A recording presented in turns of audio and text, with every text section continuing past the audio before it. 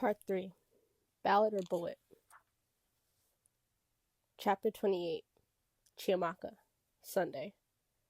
I don't stop running until I'm far enough away from school that I feel safe. Tears blur my vision, the cold sting my face. I look around the street. It's quiet and dark.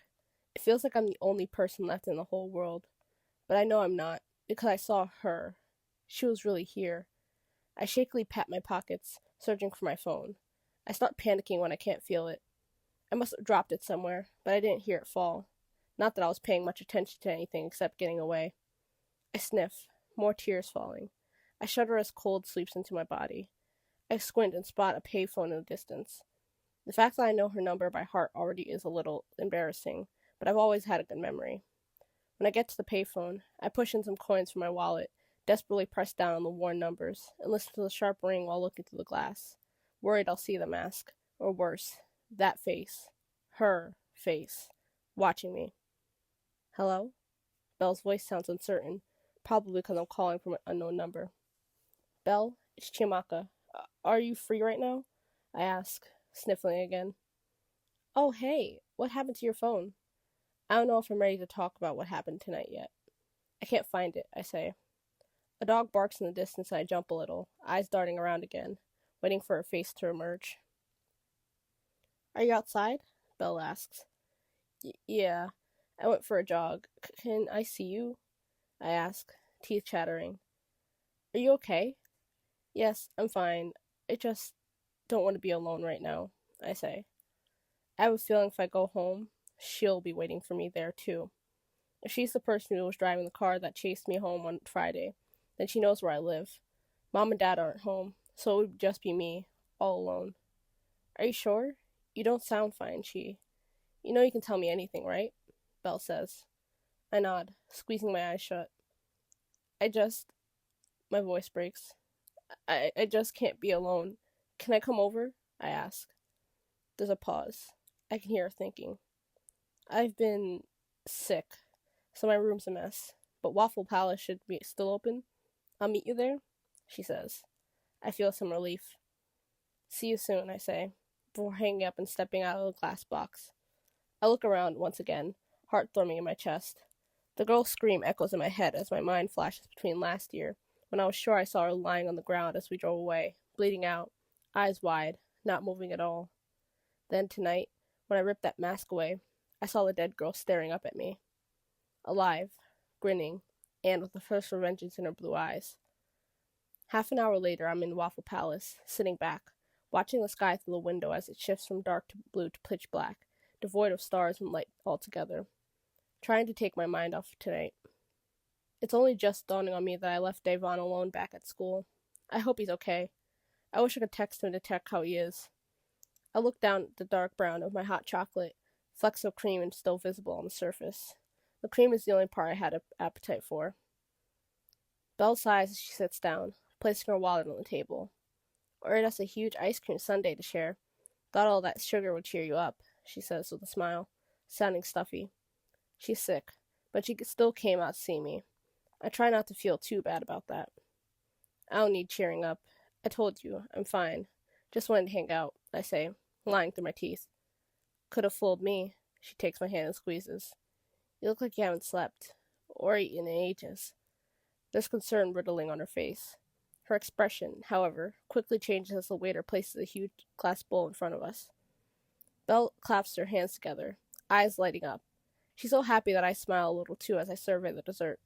7 big scoops of ice cream, chocolate flakes in each corner, with sprinkles and deep red strawberry syrup. My stomach twists and a wave of nausea hits. Out of nowhere, images of deep red blood flash my brain, and I feel dizzy as I look up at Belle, who's asking if I'm okay. Her face morphs into the girl's. The girl Jamie and I left at the side of the road. The girl who isn't dead. Tears sting my eyes and I try to breathe deeply, but I can't get enough oxygen. Belle's beside me suddenly, her arms wrapping around me. Is she okay? I hear someone ask. I don't know, I answer in my head, closing my eyes. By the time I'm called again, our ice cream has melted and it's been taken away, and Belle's looking at me like I have a third head or something. My chest aches as the images continue to flicker, blurring with reality. My nightmare is coming true, like I always expected it would. I know it's been hard for you at school, Belle starts, but I want you to know, You can trust me. I look at her, and I feel like I can tell her anything. I'm so exhausted, these secrets weighing on my conscience. I can trust her. I squeeze my eyes shut. Aces was right about me. I'm a bad person, and before you say I'm not, I am. I've done a lot of bad things, and it's all coming out now, and I can't stop it. Belle's silent for a few moments. I don't look at her at first, too scared that she'll look at me like I'm some monster. But when I open my eyes, she's weirdly calm. I'm scared, I say quietly, sniffling, of what's happening to me and what's going to happen. You're going to be fine, Belle says, taking my hands again. We all have skeletons. I feel hot, hoping my sweaty palms don't gross her out.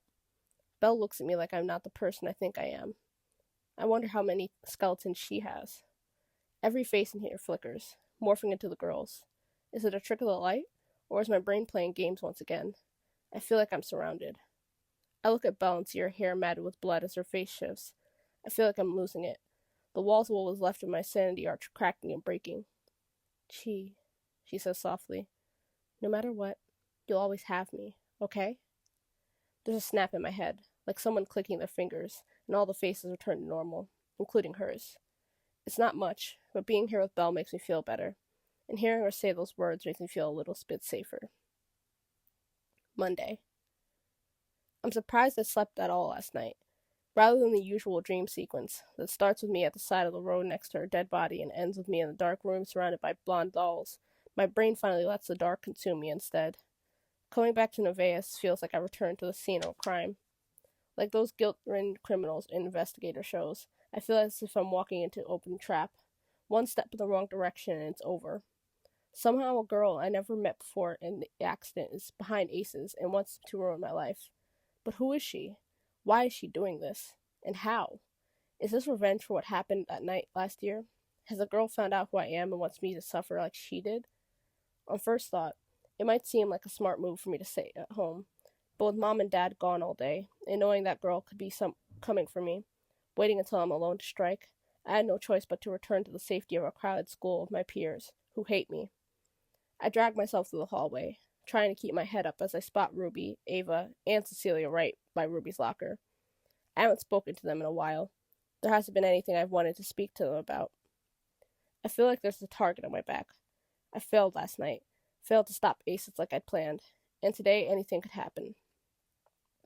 Bella's at home with a cold, and I have no idea where my phone is, so I can't even text her between breaks. I'm forced to go up to my quote-unquote friends to avoid looking like the loser I feel like. Despite how tired I am, I force a smile as I approach them. Hi, girls, I say, eyes locking on Cecilia. Cece's never liked me much. She made that clear when she told me once in sophomore year. Someday someone's gonna knock you off your high horse. I laughed. Someday someone's gonna knock you off your high horse. I laughed and told her to keep wishing for the impossible. Cece gives me a once-over, eyes pausing at my feet. Today I'm wearing my dark green crocodile leather Jimmy Choo pumps. Nice shoes, Cece says, face as expressionless as her voice. I smile. Thanks, Cece. They are nice. I don't bother to lie by complimenting her too. Ava's looking down at her shoes and Ruby is looking at me. Haven't seen you in a few days. Wanted to check on you, but I figured you'd be preoccupied, Ruby says, red brows furrowing together. It's been a pretty difficult few weeks, but it's just a blip. This whole thing will blow over, and everything will go back to normal by next week, I say with a shrug. This makes Ruby grin. I can see the fire behind her eyes, smoke wafting into my nose as I burns behind the green. It's nice that you can remain positive after everything. I like that about you. Her gaze flickers to my shoes as well. Are those Jimmy Choo? I nod slowly, trying to look for the double meaning. Hi, Ruby, Cece, and Ava, a voice chirps from behind, and I swivel slightly, met now by that sophomore. Miranda, I think she said her name was.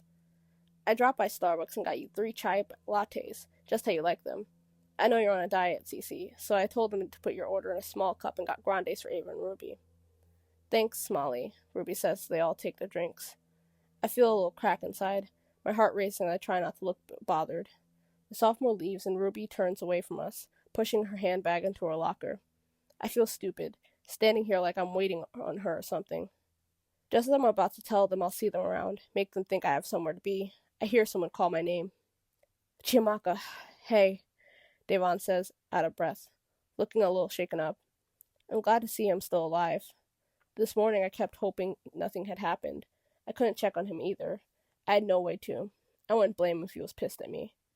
Hello, Richards, I reply as neutrally as I can, hoping he doesn't decide to strike up a conversation right now. Here, of all places. I already look stupid in front of the girls. He's only going to make it worse. You haven't been answering my texts. I need to talk to you. In private. Now. He says the last part in a whisper. Devon looks so unbothered by the other three standing next to me. Cece sips her latte with her usual blank expression, but Ruby has now turned her back around, her eyebrows raised, interest piqued.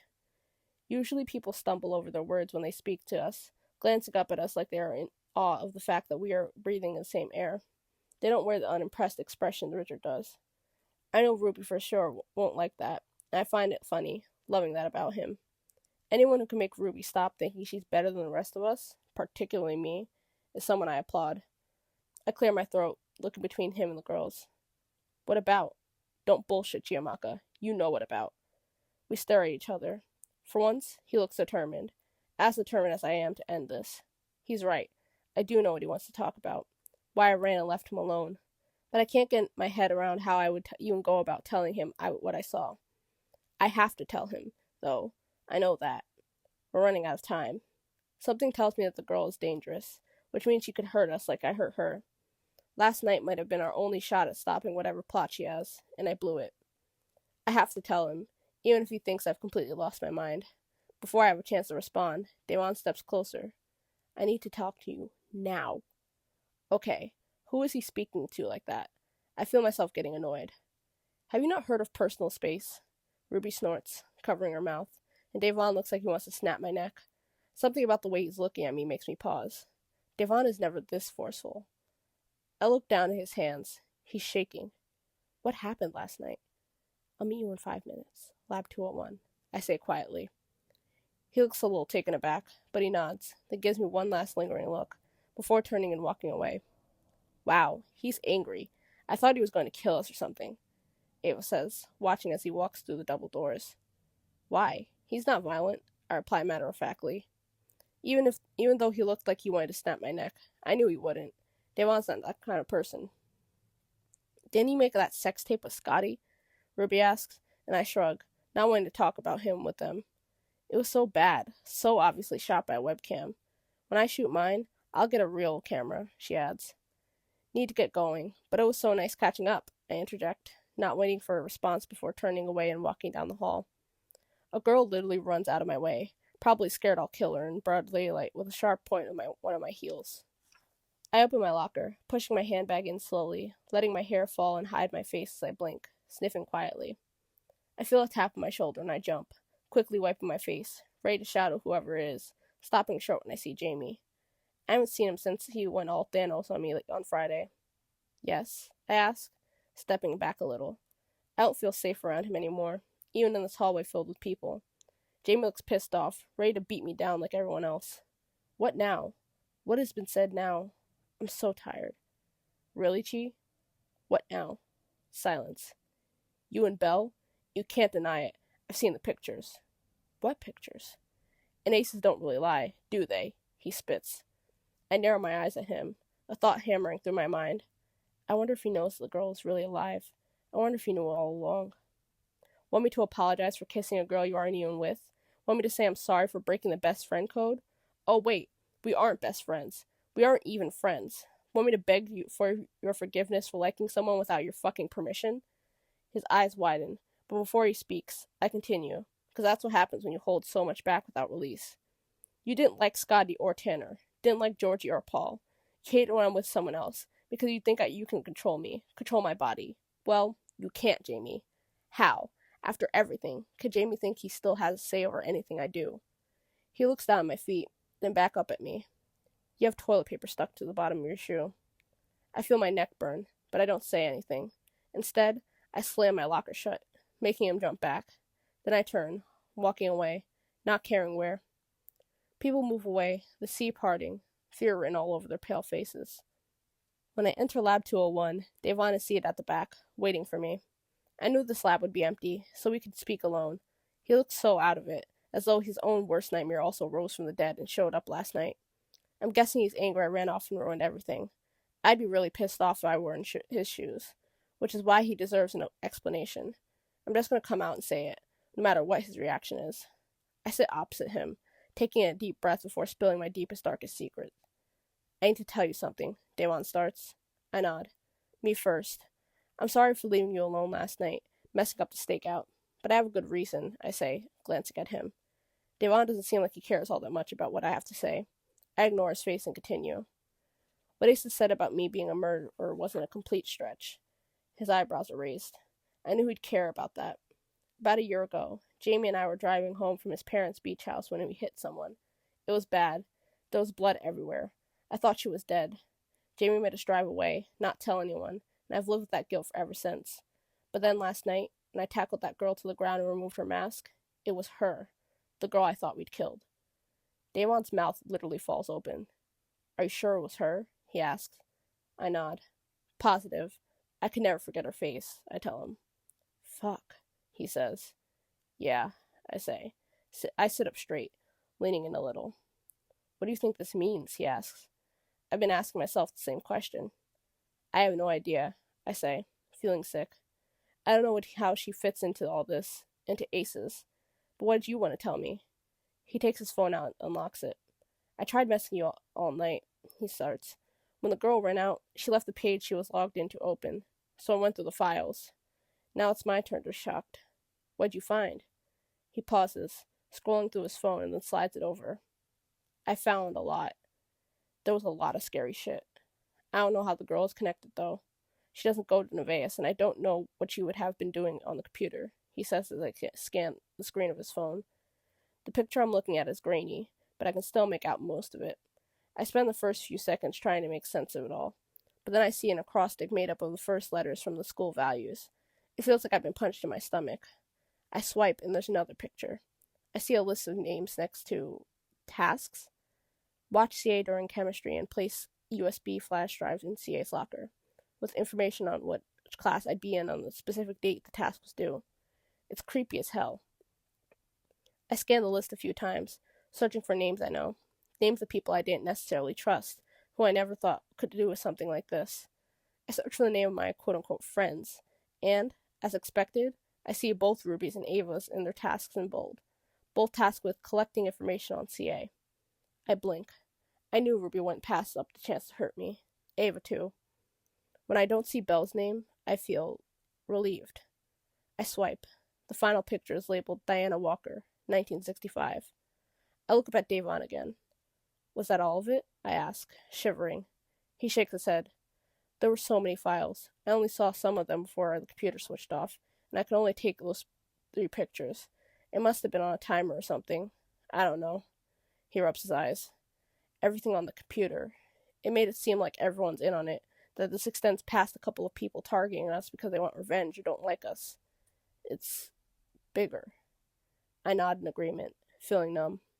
Everything makes sense, but at the same time, doesn't. I look back down on the phone. Who is Diana Walker, 1965? There was a list of past students who I think Ace has targeted. Diana must have been here in 1965. I didn't get to look much at her file, but Asa seemed to have started with her. He says, there was a photo. One that was like those posters of you. Wow. Have you looked Diana Walker up?